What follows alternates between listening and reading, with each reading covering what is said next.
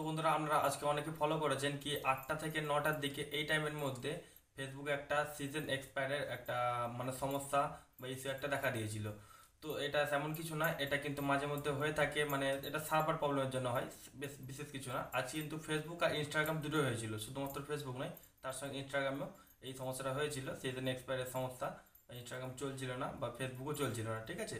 শুধুমাত্র একটা log out option দিচ্ছিল, ঠিক আছে, কিন্তু ওখানে লগ ইন হচ্ছিল না। আমরা লগ ইন করার চেষ্টা করেছি অনেকে, কিন্তু হচ্ছিল না।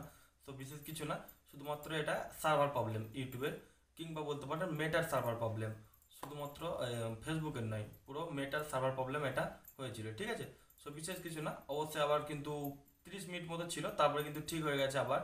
তো আপনারা যারা এখন পর্যন্ত মনে করছেন জিনিসটা ঠিক হয়নি, তারা অবশ্যই ফেসবুক খুলে দেখুন, বুঝতে পারবেন কি আপনার যে সমস্যাটা হয়েছিল সেটা কিন্তু সঙ্গে সঙ্গে ঠিক হয়েছে। মাত্র 30 মিনিট মতো এই সার্ভার প্রবলেমটা ছিল, ঠিক আছে।